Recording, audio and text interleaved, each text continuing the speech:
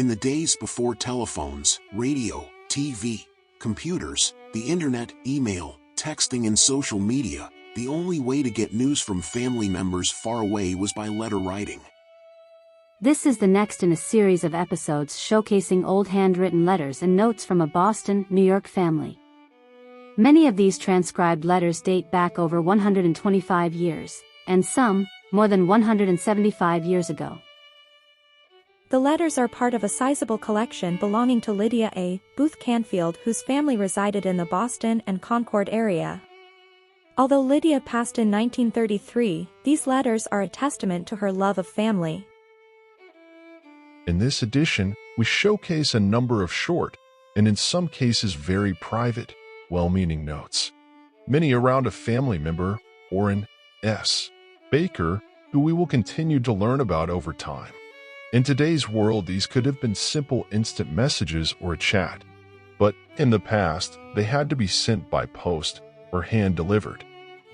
In this note from the spring of 1838, sent from Oliver Canfield, who was a teacher, and according to records taught out of a schoolhouse built on Townsend Hill on the south side of Genesee Road, about 10 rods west of Transit Road.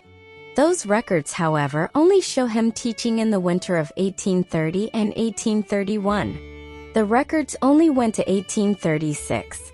Oliver may have taught again out of that location in the winter of 1837 and sent this note in late winter from Alexander, New York, which is located in Genesee County.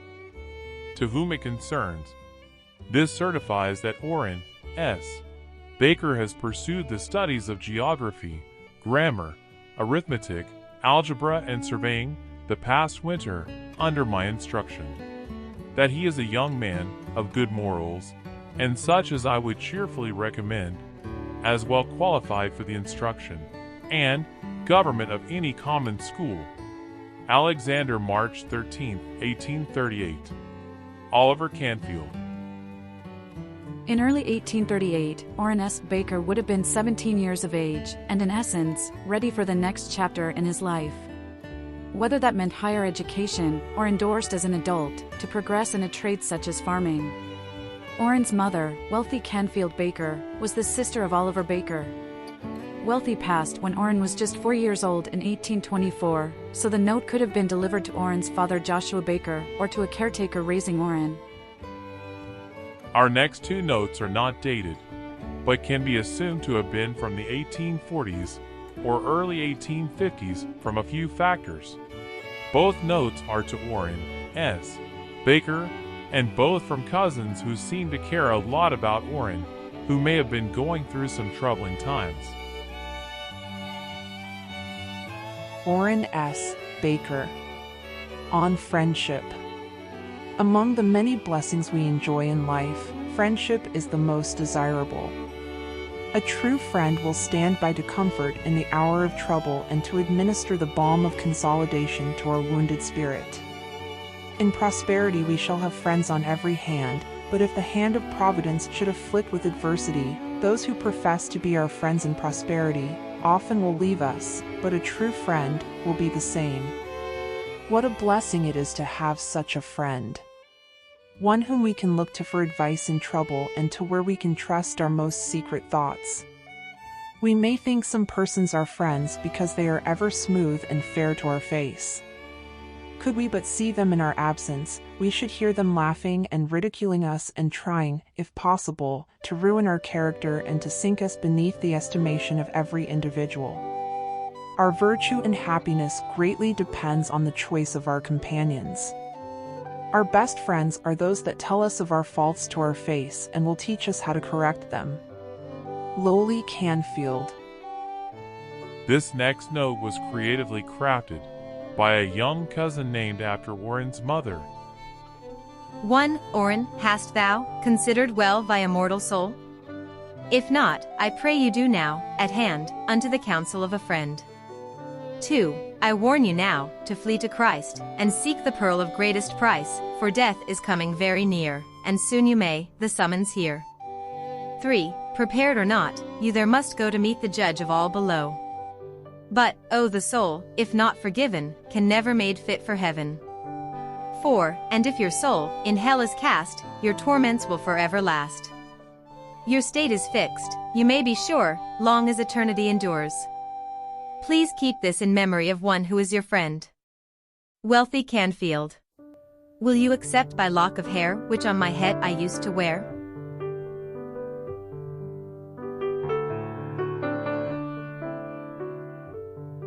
Orrin's mother's maiden name was Canfield, Wealthy Canfield. Her brother Josiah Canfield named one of his daughters Wealthy, whom it is believed wrote this last note to Orrin during Orrin's formidable years. The previous note to Orrin's was also written by one of Josiah's daughters, Lowly.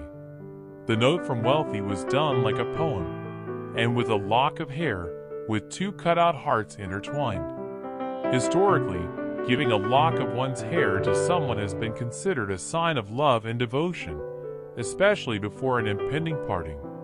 Wealthy, who would have been a cousin to Orrin, only lived 20 years, having passed in May of 1848. This heirloom note may have been sent during her late teenage years. Wealthy is buried in Sibley Cemetery in Concord.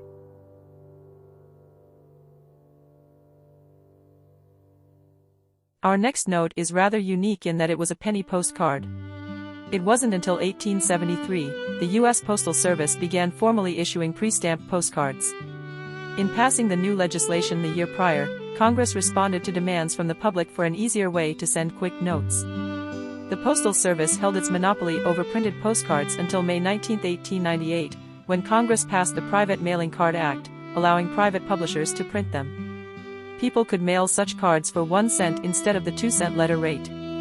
This postcard is an example of the penny postcard and was written to Orrin S. Baker by his young son, postage stamped, Springville, New York, May 10th. Sent to Medicine Lodge, Barber County, Kansas. No year. Dear Father, I have not heard from you in a good while. Why don't you write? Wrote Wallace a letter and han't got any answer. Got the rope mount in. Am well, and hope you the same. So, goodbye Pa. Orrin W. Baker. Orrin W. Baker, also known as Henry, was born in 1865 in Boston, New York. It is assumed this postcard was sent in May of 1879, as Medicine Lodge, Kansas, was incorporated as a city that year, and the Springville Journal in their March 1, 1879 edition noted, quote, Mr. Orrin Baker has gone to Kansas, with a view to settling. We learned that several families in the northwest part of our town are contemplating a westward migration. End quote. Orrin S. Baker passed in January of 1904. He is buried with many family members in Sibley Cemetery in Concord. Orrin W. Baker, formerly known as Henry Ward Baker, passed in 1945 and is buried in Maplewood Cemetery in Boston, New York. You'll note on the front, left side of the postcard, where his adopted daughter Bernice Marie Baker wrote, My father's letter to his father. Bernice passed in May of 2006, indicating the possibility that this letter collection was handed down from Lydia Canfield after her passing in 1933 to Bernice M. Baker. Bernice is also interred in Maplewood Cemetery in Boston, New York. This next note appears to be a personal note, perhaps a diary or journal entry from Orrin Ward Baker, written likely in the summer of 1879, when Orrin was 14 years old. It is written on the top of a cut piece of paper on the front and back and numbered 7 and 8. 7. Here I am again sitting in the cheese house thinking of father and brother. The sun is almost set and a storm rising, and we need it. If we don't have rain, we shan't any hay or oats. Apples look good here. Reuben is fiddling the Arkansas Traveler now. 8. Pa has got plenty of water on the land and some timber. He pays $125 per acre, which earns $800. He is 7 miles from a post office. Well, I must quit, it's getting dark.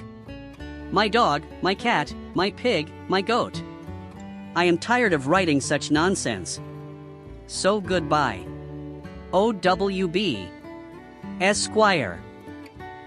The last note in this episode is a short letter with the envelope stamped November 27, from Collins Center, and made out to Orrin S. Baker, Boston, New York. Collins Center, November 27, 1886. O.S. Baker. Sir, I sent you $100 yesterday. By your son $100. And I previously sent you a regular check for $1,150. Do not let it be presented before next Monday. You may let Springville Bank know if you want to do so next Saturday. A. F. Conger. According to a census, Abram Ford Conger was a farmer and later worked in the trucking industry and from North Collins. It is assumed he is the letter writer of this note to Orrin S. Baker in 1886. Seems at this point, Orrin has returned from Kansas and his land acquisition there in the late 1870s. More on that in a future episode. We are fortunate to be able to transcribe and share these old writings of how things were generations ago.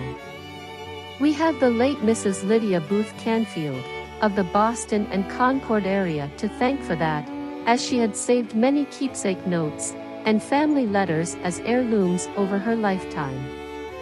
And, based on what we learned today in one U.S. penny postcard, kept safe by the late Bernice Marie Baker, and now, in the possession of a distant relative, who is fortunate and happy to share with our community these transcribed notes and letters through time.